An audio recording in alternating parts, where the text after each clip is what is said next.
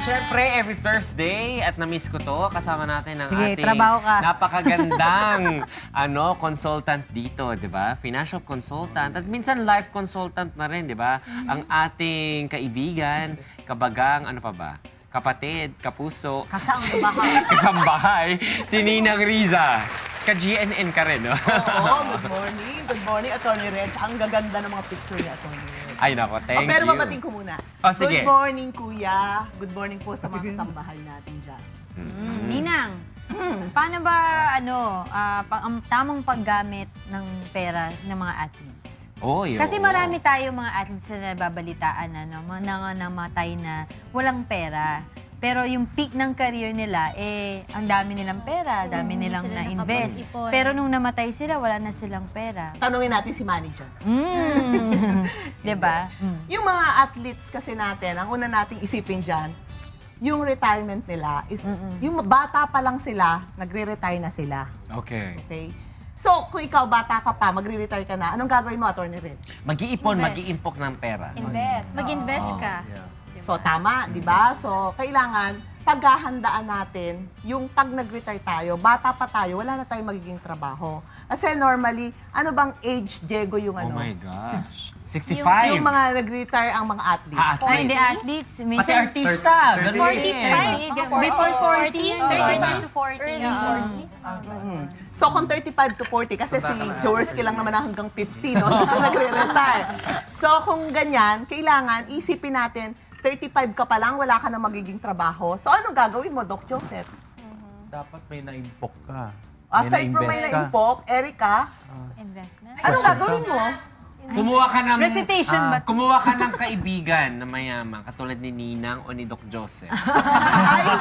Or asawang mayaman, Tapos? mas maganda. Kung asawang mayaman, paano kung hindi ka bibigyan? Ayaw nga. Eh di wag ginapiliin mo. Well, Second ang kailangan dyan ay meron tayong iba pang skills. Bata ka pa, pwede ka pang magtrabaho. Aside doon sa pag-impok na sinabi mo, which is tama, no? Meron ka pang ibang skills na Magagawa. Kung isipin mo, aside from doon sa, kunyari, boxer ka, sa pagiging boxer mo, ano pa ba yung pwede kong gawin? Chef. Pwede ba akong maging Chef. trainer? Or yung coach. mga related dun sa field mo, kung basketball player ka, Coach. di mag-coach ka. Aralin mo kung paano mag-coach. Or mag-manager ka, mag-manage ka ng team. Or gumawa ka ng negosyo. O basketball clinic, yung mga O pwedeng ganon, pwedeng Basketball magturo supplies. ka. o. Gumawa ng segment sa show about sports. Pwede rin. Commentators, actually. Pwede lahat yan. Basta mag-iisip ka ng another field or related field na pwede mo pang gawin hanggang sa tumanda ka. Kasi kailangan naman tayo lahat, kahit matanda. Actually, hindi ako naniniwala sa retirement. Kasi hindi naman tayo talaga nagre-retire. Di ba, Kong? Kong, nagre-retire ka ba? Matagal pa yan si Ko. Oo, di ba? So, ibig sabihin, Matagal pa daw. kailangan natin yun. 20 years. 20 years, ibig sabihin hanggang 80, magtatrabaho ka ba? Wala pa sa 80, 40 pa lang. So yun. So, look at, for example, si Manny Pacquiao, di ba? So, nagpunta siya sa politics. Hindi ko naman sinasabi na lahat tayo magpunta sa politics. Pero ang maganda na alam ko sa kanya, nag-aaral siya sa college ng business management or business administration. So talagang gusto niya kasi manage yung business niya. Di ba marami siyang mga business. When I went to Jensen, makikita mo doon, ang dami niyang building, ang dami niyang Tatayo businesses. daw siya ng school Oo. niya. So maganda yung ganon. Yun ang pwede nating gawin. May hotel siya doon. Oo. So yun.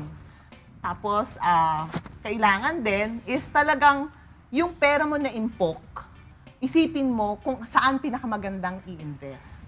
Ang una-una, ganito. Siyempre, hindi naman tayo parang Manny Pacquiao lahat, no? So isipin muna natin, number one, ano ba yung mga basic na kailangan ko? Ano yung basic na kailangan ng tao rin? Food, shelter. Food and shelter. So at least, kung kaya mong bumili ng bahay, bumili ka na ng bahay kasi titira ka doon habang buhay. So yon kailangan mo nun.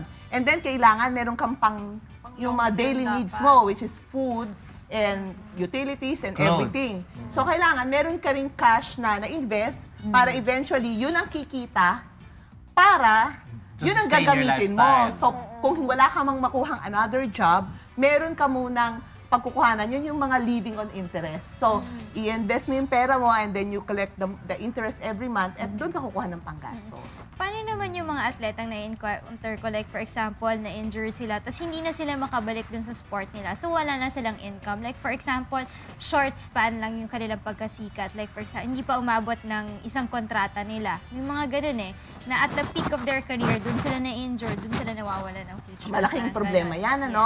So, hindi ko naman sasabihin ng sinabi ni Atty. Reggie na mag-asawa ka na mayaman. Okay.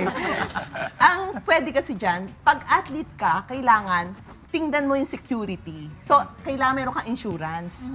So, na enough para pag na-injure ka, meron kang gagamitin pang gasto sa pagpapagamot at saka doon sa daily sustenance mo. Yun. Life insurance yung mga ganyan, no? Maraming klase kasi ng insurance. So, yung life naman, hindi mo naman magagamit yun kung Hindi ka pag namatay. namatay ka lang yun eh. So, baka ang kailangan dyan ay yung disability.